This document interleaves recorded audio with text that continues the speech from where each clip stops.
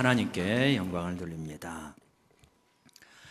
이번 주 중앙일보는 도숙자의 세계에 대해서 시리즈물을 실었습니다. 도숙자는 도박 플러스 노숙자, 이런 개념이죠. 도박을 하다가 노숙자가 된 사람들의 이야기입니다. 11월 28일 중앙일보는 어느 엘리트 무용수의 그러한 비극에 대해서 말을 합니다. 이 엘리트 무용수는 서울의 한 유명한 대학 출신인데, 그렇게 엘리트 무용수였는데 일본에 가서 사업을 하고, 그래서 100억은 아니지만 아무튼 100억에 가까운 수십억의 재산을 모았다고 합니다. 한국에 와서 식당을 몇 개를 하면서 하루는 골프장에 갔다가 이제 카지노에 들렀는데, 이게 웬일입니까? 카지노에 처음 간 날 1억 7,400만 원을 땄다고 합니다. 여러분 놀라지도 않으시네요. 1억 7,400을 어떻게 딸 수 있는지 상상도 안 돼요.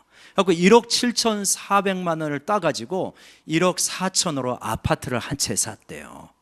만약에 거기에서 중단했더라면 얼마나 정말 좋겠습니까만, 불길한 예감은 항상 현실이 되잖아요. 아니나 다를까 이분은 이제 그 세계로 본격적으로 들어가기 시작합니다. 매일 드나들다시피 하면서, 그러면서 이제 베팅을 엄청나게 세게 한 모양입니다. 그래가지고 불과 1년이 채 되지 않아서 그 많은 돈을 다 탕진했다고 합니다. 그러면서 지금은 보증금도 없는 이러한 월세방에서 살고 있다고 합니다.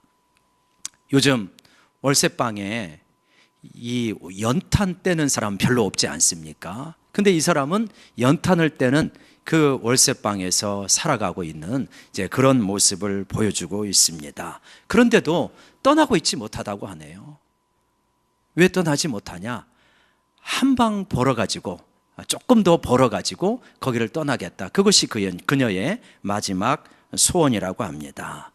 참, 그 기사를 보면서 얼마나 안타까운지. 여러분, 제가 말씀드리지 않았습니까? 도박의 신이 있다. 도박의 신이 있어갖고, 이 도박의 신은 물주가 나타났다 하면 경마장이든 혹은 카지노든 심지어는 동네 고스톱판에서도 대박을 터뜨려 줍니다. 그래가지고 그 대박을 맞게 되면 이런 생각이 들 거예요. 세상에 이런 세계가 다 있다니.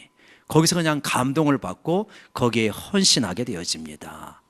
그래가지고 어떻게 되냐? 그냥 자기가 가지고 있는 거를 다 빼앗기게 되는 거예요.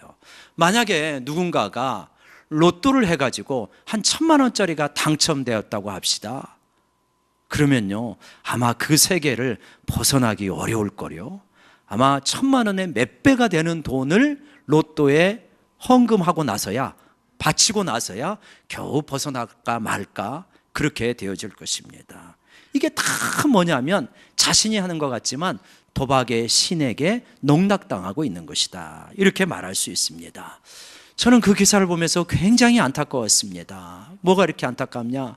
아니, 분명히 이 길이 있는데, 거기서부터 벗어날 수 있는 길이 있는데 왜 그렇게 벗어나지 못할까? 정말 제가 만약에 그분이 우리 곁에 있다면 저는 정말 도울 수 있을 것 같아요. 그리고 당신이 나만 따라온다면, 우리 교회만 따라온다면 당신은 분명히 거기를 벗어날 수 있다, 저는 자신 있게 말할 수 있어요. 왜냐? 도박이 굉장히 강하지만, 도박의 신이 강하지만 도박의 신보다 훨씬 더 강한 것이 우리 하나님이신 줄로 믿습니다. 그 하나님을 제대로 알지 못하고 예수님을 만나지 못하기 때문에 거기서 헤어나지 못하는 것이죠. 한국 사회는 4대 중증 중독이 있다고 합니다. 도박, 마약, 그 다음에 알코올, 그 다음에 인터넷 중독. 이 4대 중독에 해당되는 사람이 500만 명이라고 그렇게 추산을 합니다. 얼마나 많은 사람, 10명 중에 1명 꼴은 이런 문제로 가지고 굉장히 고통을 받고 있는 거예요. 그 사람뿐이겠습니까? 가족도 마찬가지로 다 고통을 받게 되어지죠. 어떻게 하면 이러한 중독에서 벗어날 수 있을까? 이 중증 질환에서 벗어날 수 있을까? 우리가 그 정도는 아닐 것입니다. 그러나 그렇지 않다 할지라도, 중증은 아니라 할지라도 우리에게 경미한 정도의 중독은 누구에게나 한두 개쯤 있을 수 있습니다. 안 좋은 습관에서 내가 이 습관에서 벗어나고 싶은데 벗어나지 못하는 사람도 상당히 많을 것입니다. 안 좋은 생각의 습관, 우울한 습관, 그리고 자기를 고통스럽게 만드는 습관, 또 누군가를 쉽게 미워하고 그러한 습관, 거기서 벗어나지 못하고 고통을 받다가 나는 왜 이럴까 탄식하는 분도 많을 것입니다. 오늘 이 말씀을 통하여서 여러분 이 말씀에 집중하고 또 하나님 앞에 간절히 기도할 때 우리는 이러한 모든 것에서 승리할 수 있는 길이 열릴 줄로 믿습니다. 한번 따라해 보십시다. 승리의 비결. 분명히 저는 자신 있게 말할 수 있습니다. 우리에게는 승리의 비결이 있다는 거예요. 모든 중증 질환과 가벼운 중독과 혹은 여러 가지 안 좋은 죄성, 그리고 여러 가지 안 좋은 생각의 습관, 거기서 승리할 수 있는 길이 분명히 있다. 그 길을 따라가면 된다는 것입니다. 어떻게 벗어날 수 있습니까? 첫 번째 단계입니다. 한번 저를 따라해 보시겠습니다. 인정하십시오. 내가 죄의 종임을 인정하는 것입니다. 내가 중독에 지금 고통받고 있다는 것을 인정하는 것입니다. 무명의 알코올 중독자 협회는 그 중독에서 벗어나는 10단계를 제시합니다. 이게 굉장히 영적인 단계인데 그 첫 번째 단계가 무엇이냐면 나는 알코올 중독자입니다 라고 사람들 앞에서 고백하는 것입니다. 자신이 중독자임을 고백하는 거예요. 굉장히 부끄럽죠. 수치스럽습니다. 얼마나 자존심이 상하겠습니까? 그런데도 불구하고 그렇게 고백하는 것을 첫 단추로 제시를 하는 거예요. 왜 그러냐? 그것이 인정이 되어져야 외부로부터 도움을 받을 수 있는 준비가 되기 때문입니다. 나 중독 아니야. 나 얼마든지 절제할 수 있어. 생각과 말로는 100번도 절제하고 100번도 끊었습니다. 그런데 실제 삶은 그게 안 되는 거예요. 왜냐? 우리가 그처럼 강하지 못해요. 우리가 그렇게 절제력이 있지 못합니다. 우리 힘으로 이겨낼 수 없는 거예요. 그거를 인정하는 것입니다. 나는 이 문제를 극복할 수 없다. 나는 이 문제를 해결할 수 없다고 하는 것을 솔직하게 인정하는 데서부터 시작이 되는 것입니다. 그거는 내가 이 문제를 해결할 수 있는 길은 내 안에서가 아니라 외부로부터 도움이 와야 된다고 하는 것을 인정하는 것이죠. 여러분, 혹시 우리 가운데 이러한 정말 이 습관만큼은 버리고 싶은데, 이 안 좋은 생각만큼은 버리고 싶은데 진짜 안 되시는 분이 있습니까? 하나님 앞에서 여러분 인정하시기를 바랍니다. 하나님, 나는 내 힘으로, 내 의지로, 내 절제력으로 이거를 도저히 해결할 수 없습니다 라고 인정하는 것입니다. 그리고 하나님께 도움을 요청할 때 하나님은 결코 우리를 거절하지 않으신다는 걸 믿으시기 바랍니다. 요한복음 8장 34절에 이렇게 말합니다. 예수께서 대답하시되, 같이 한번 읽어볼까요? 시작. 예수께서 대답하시되 진실로 진실로 너에게 이르노니 죄를 범하는 자마다 죄의 종이라. 예수님께서 말씀하시는 거예요. 죄를 범하는 자마다 죄의 종이다. 처음에는 내가 죄를 짓습니다. 내가 인터넷 게임을 선택하고요, 내가 음란물을 선택합니다. 내가 도박을 선택합니다. 그런데 이 죄가 커지는 거예요. 그러고 나서는 이 죄가 나의 주인이 되어버립니다. 벗어나고 싶지만 벗어나지를 못하는 거예요. 그래서 여기서 죄를 짓는 자마다 라고 하는 것은 죄를 반복하여서 습관적으로 계속하여서 짓는 자마다 결국은 죄의 노예요, 죄의 종이다 라고 말하는 것입니다. 목사님, 저는 그런 사람하고 상관이 없어요 라고 말씀하실지 모릅니다. 그런데요, 그렇지 않은 것 같아요. 왜 그러냐?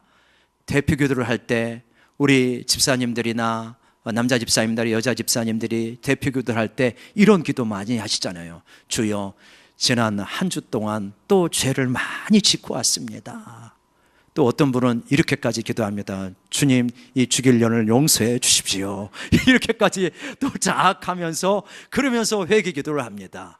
왜 그러냐? 지난 한 주 동안 내가 승리했다고는 확신이 없는 거예요.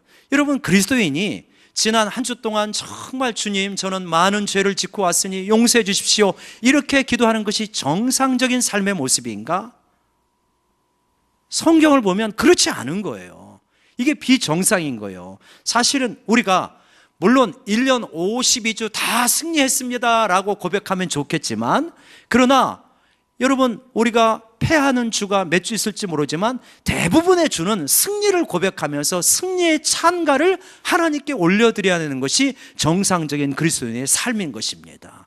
근데 그렇지 못하고 패배를 늘 고백하면서 주님의 위로를 받는 것, 나와서 하나님 앞에 회개하는 것은 귀한 것이지만 그거는 지금 우리가 도달해야 될 목표하고는 상당히 거리가 있다. 우리는 이렇게 인정을 해야 됩니다. 좋습니다. 그렇다 할지라도, 지금까지 그러한 삶을 살았다 할지라도 이제 주님 앞에 그러한 나의 한계, 내 힘으로 어쩔 수 없는 것을 인정하게 되어질 때 하나님께서는 도움의 손길을 이미 뻗고 계시는 줄로 믿습니다. 첫 번째 단계가 인정하라는 것입니다. 두 번째 단계입니다. 한번 따라해 봅시다. 회개하십시오. 죄를 회개하는 것입니다. 이 나의 죄가, 이 나의 안 좋은 습관이 주님의 마음을 얼마나 아프게 하는지, 우리 가족들을 얼마나 힘겹게 하고 내 인생을 고통스럽게 하는지 진정으로 회개하는 것입니다. 여러분, 우리 1층에 유추동부실이 있는데 유추동부 입구에 가보면 이런 프랜카드가 이렇게 거치가 되어 있습니다. 친구 사랑 캠페인, 그래가지고 친구에게 욕하지 않습니다, 진짜 욕하지 않습니다, 뭐 이렇게 되어 있어요. 그래서 욕하는 사람은 나쁜 사람, 뭐 이렇게 되어 있는 거예요. 그래서 이걸 볼 때마다 속으로 웃게 돼요. 참 유초동부스럽다, 이런 생각을 합니다. 얼마나 우리 아이들은 착한 아이들인데 학교에 가가지고 욕하는 친구들이 많으니까 그게 전염이 돼가지고 교회에 와서도 욕하는 거예요. 그러니까 우리 전도사님이나 부장님이, 우리 목사님이나 부장님이나 선생님들이 이런 캠페인을 벌이면서 아이들이 욕하지 않도록 돕는 거죠.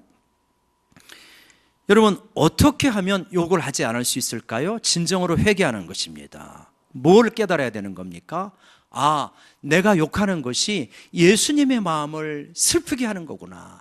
내가 욕하는 것이 우리 부모님을 진짜 부끄럽게 하는 것이구나.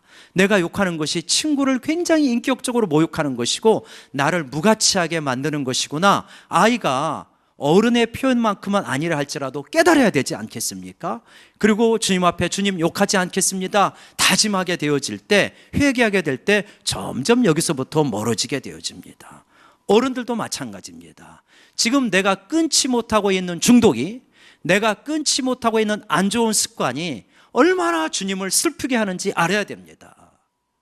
얼마나 이것이 나를 위하여서 십자가에 죽기까지 하신 예수님의 마음속에 근심을 안겨드리고 있는가, 이거를 알아야 되는 거예요. 그리고 이러한 나의 죄가 얼마나 우리 가족을 고통스럽게 만들고 있는가, 그리고 이러한 나의 죄가 얼마나 내 인생을 피폐하게 만드는가. 여러분, 그렇지 않습니까? 우리가 죄를 짓고 있는 사람들 마음속에 절대로 하나님이 주시는 기쁨이 오래 갈 수가 없어요. 아무리 은혜를 충만하게 받아도 우리가 죄를 짓고 습관적으로 악한 생각을 하게 된다면 어떻습니까? 하나님 주시는 기쁨이 순식간에 빠져나가요. 얼마나 성령님은 민감하신지. 성령님께서 우리 마음에 주시는 평강과 사랑과 기쁨이 우리가 화 몇 번만 내고 나쁜 소리 몇 번만 하고 안 좋은 거 한두 번만 보면 금방 사라지는 걸 느낍니다.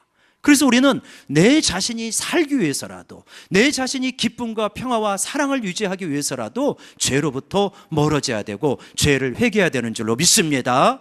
그래서 여러분, 죄가 정말 나를 고통스럽게 하는 것이다 라고 하는 것을 깊이 깨닫고 회개하는 것입니다. 깊이 마음으로 공감하는 것이죠. 아파하는 것입니다. 그리고 의지적으로 결단하고 떠나는 것입니다. 이런 사람이 있다고 해봅시다. 만약에 이 사람이 죄를 회개했다고, 이 사람이 안 좋은 영상물에 빠져 있는 사람이에요. 근데 회개했다고 합시다.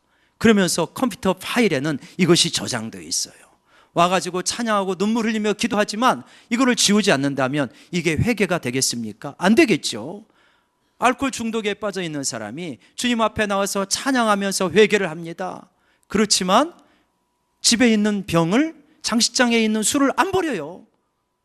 그러면 이게 회개한 것이 아니지 않습니까? 습관적으로 누군가를 늘 욕하는 사람이 있다고 합시다. 누군가를 늘 비난하는 사람이 있다고 합시다. 그런 사람이 진정으로 회개하려면 자기하고 이야기하고 있는 사람들에게 내가 만약에 욕을 한다면 나에게 지적을 해주라. 나는 진짜 이걸 하지 않기를 원하는데 나도 모르게 하는 수가 있다. 이렇게 공포해야 진정한 의지적인 결단이 되지 않겠습니까? 죄를 회개하지 않고 죄를 끊지 않고 안 좋은 습관을 버리지 않으면 우리 인생은 계속 피폐할 수밖에 없습니다. 절대 영적으로 충만할 수가 없다는 것입니다. 여러분, 주님 앞에서 이 아침에 내가 이 안 좋은 습관과 죄를 회개하겠다고, 끊겠다고 결단하실 수 있는 여러분 되시기를 주의 이름으로 축원합니다. 세 번째로요, 진짜 회개했다면 여러분 이러셔야 됩니다.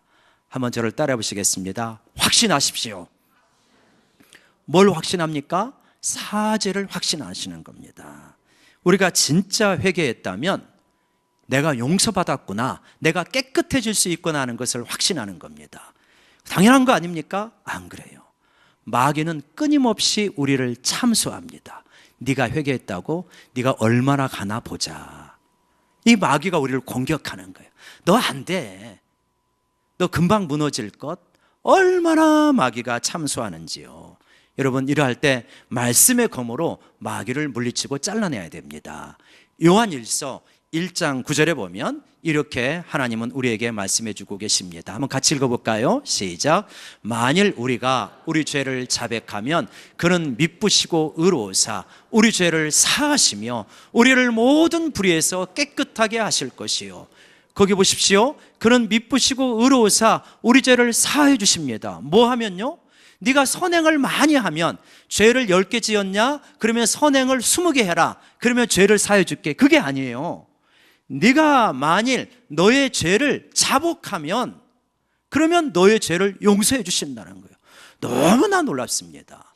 그리고 모든 우리가 짓고 있는 불의에서 우리를 깨끗하게 인정해 주시고 깨끗하게 만들어 가신다는 것입니다.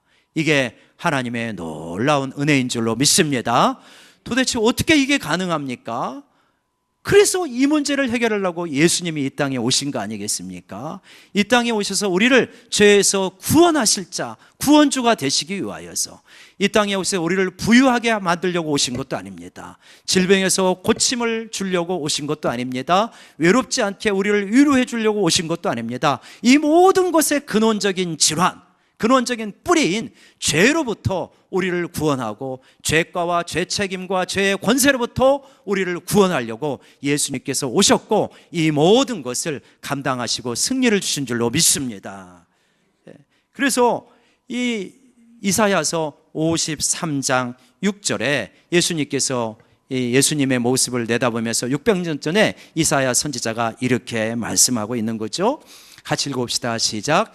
우리는 다 양 같아서 그릇 행하여 각기 제 길로 갔거늘 여호와께서는 우리 모두의 죄악을 그에게 담당시키셨도다. 우리 모두의 죄악을 그분에게 담당시켜서 우리 죄가가 어디로 갔습니까? 예수님에게 가버린 것입니다. 얼마나 이것이 놀라운 은혜인가. 이거를 실제적으로 가슴속에 믿는 우리 모두가 되기를 원합니다. 그래서 마귀가 참소할 거예요. 네가 그런 죄를 짓고 어떻게 하겠느냐, 무슨 봉사냐, 네가 그런 죄를 지으면서 무슨 집사냐, 이렇게 마귀가 우리를 참소하지 않습니까? 그럴 때마다 예수 그리스도의 복음과 십자가를 붙들고 말씀을 붙들고 그걸 물리치는 것입니다. 여러분, 여기서 한번 질문을 여러분에게 던져보겠습니다. 만약에 여러분이 진짜 예수님을 믿는 사람입니다. 속죄의 은혜를 믿는 사람이에요. 근데 내가 좀 은혜가 떨어져 있어요. 그래갖고 죄를 지었어요. 근데 비행기를 탔네요. 근데 회개하고 싶은 마음이 아직 안 드는 거예요. 근데 불행하게도 회개는 아직 못했는데 비행기가 가다가 추락해가지고 그것도 잠자고 있는데 그냥 추락해서 죽어버렸어요. 만약에 가정입니다. 진짜가 아니고. 그러면 여러분은 천국 갑니까? 지옥 갑니까? 당연히 천국 가죠. 왜 그렇습니까? 우리가 하나님 앞에 회개할 때, 물론 우리가 수시로 회개를 해야 되지만 내가 죄인 줄도 모르는 죄도 있거든요. 근데 우리 모두의 죄악을 예수님께서 십자가에서 이미 다 담당하신 거예요. 내가 깨닫는 죄악은 진정으로 회개해야 되지만 깨닫지 못하는 것도 있고 미처 아직 알지도 못하는 상황 가운데 주님 앞에 갈 수도 있습니다. 근데 예수님께서 너 이거는 회개 제대로 안 했잖아, 너 이건 제대로 고백 안 했잖아, 그러시는 분이 아니시라는 거예요. 이미 나의 모든 죄를 통째로 예수님께서 안으시고 십자가에 죽으시고 부활하신 겁니다. 그리고 그 예수님과 함께 내가 죽고 부활하셔서 심지어는 뭐라고 말합니까? 하나님 보좌 우편에 예수님 안에서 그분과 연합해서 같이 있다는 거예요. 그게 우리의 영적 지위라는 거예요. 그렇기 때문에 너의 모든 죄가 깨끗해지고 그러면서 모든 불의에서 너희를 깨끗하게 하신다라고 말씀을 하시는 겁니다. 그래서 우리가 나는 진짜 많은 죄를 짓고 너무나 많은 허물이 있고 너무나 안 좋은 습관이 있지만 진짜 예수님을 믿고 회개하고 그렇다면 깨끗하게 용서하신 줄로 믿으시기 바랍니다. 근데 이제 문제가 있습니다. 뭐냐면 이렇게 고백을 하고도 또 돌아가서 죄를 지으면 이 확신이 흔들려 버려요. 마음속에 기쁨이 없어요. 중요한 거는 뭐냐면 승리를 오늘 내가 여기서 쟁취해야 되는 거예요. 승리를 맛봐야 되는 거예요. 그래야 이 확신이 갈수록 커지고 기쁨과 평강이 갈수록 커집니다. 그럼 어떻게 승리를 거둘 수 있겠는가라고 하는 것입니다. 한번 따라해보겠습니다. 마지막 단계입니다. 주님과 동행하십시오. 주님과 동행하게 될 때 승리하게 되는 것입니다. 오늘 57절 말씀은 우리에게 승리를 주신다고 했어요.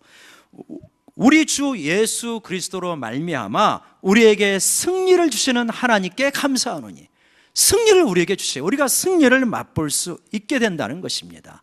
여러분, 고린도전서 15장은 어떤 내용입니까? 무엇에 대한 것이죠? 부활에 대한 것이에요.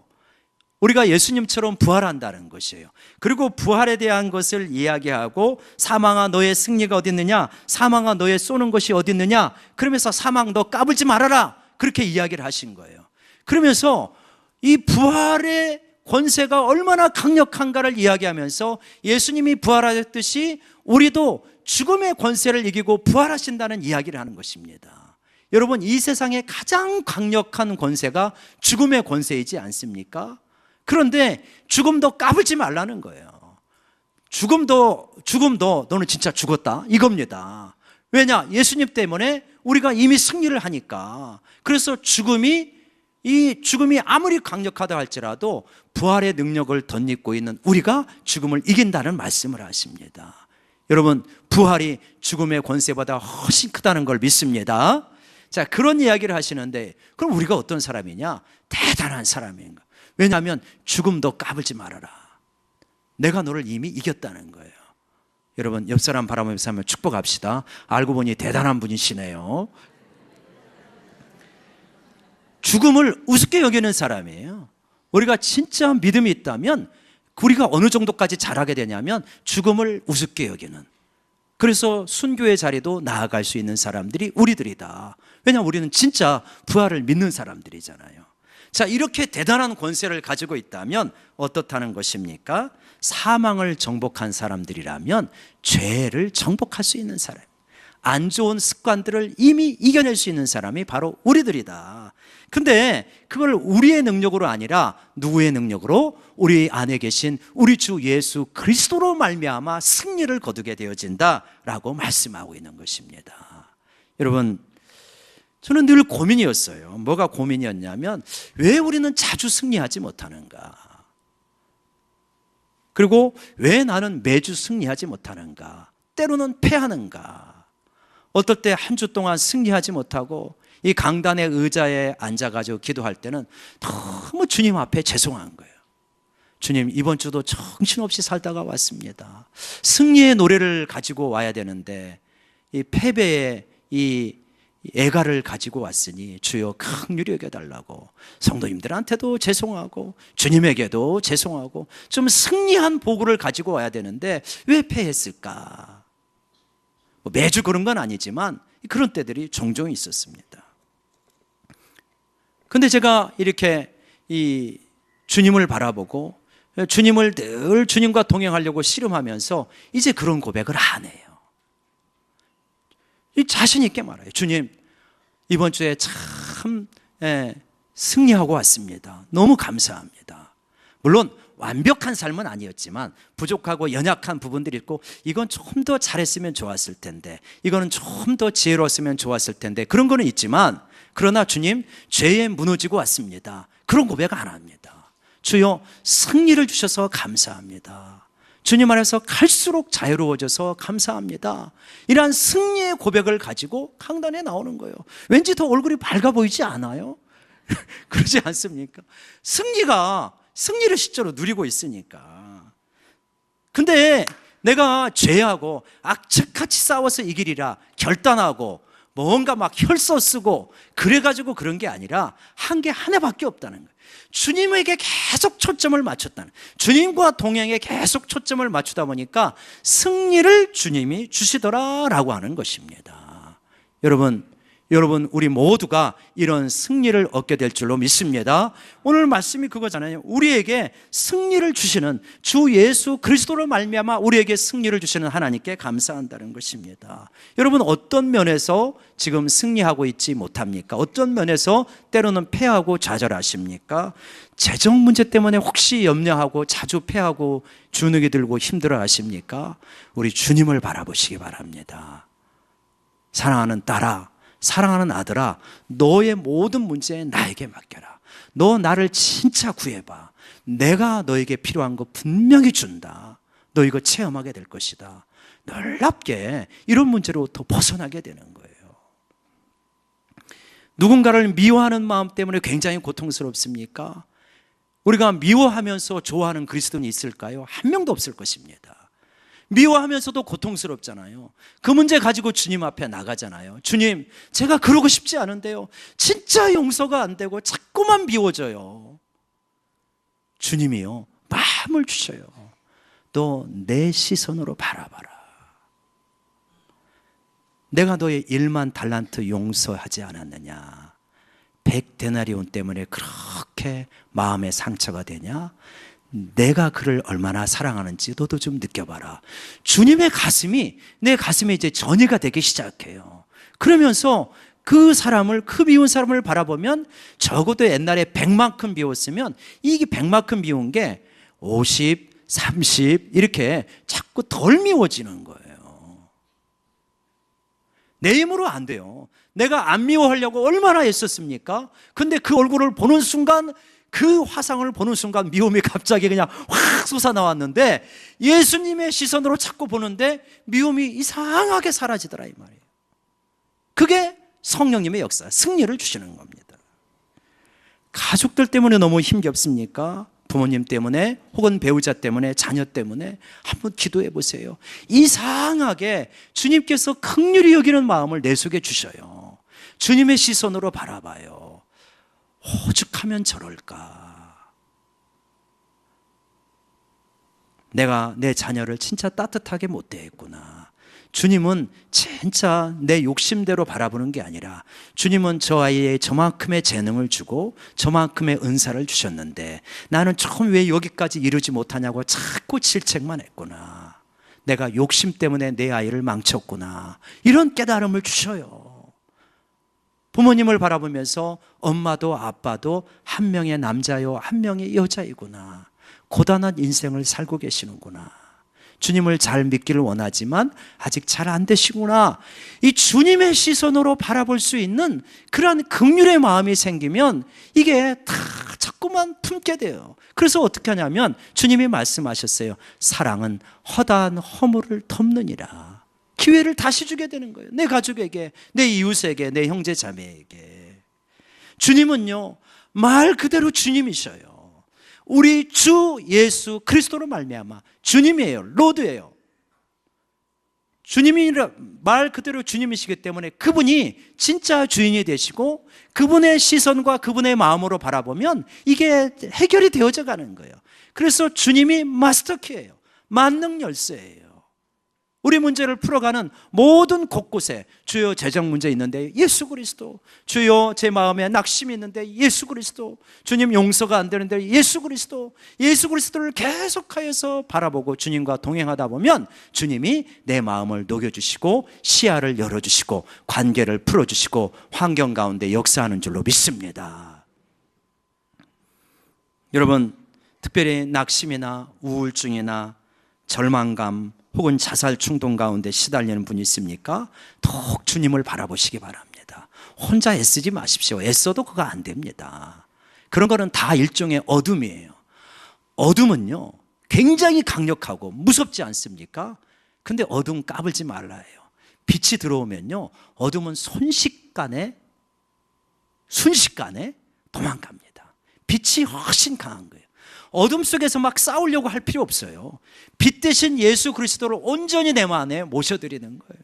그러면은 어둠이 언제 사라졌지? 사라지는 거예요. 여러분, 우리가 전도할 때 술, 담배 못 끊어가지고 힘들어하는 분이 있잖아요. 나 술, 담배 하기 때문에 못 나가. 하나도 문제될 게 없어요.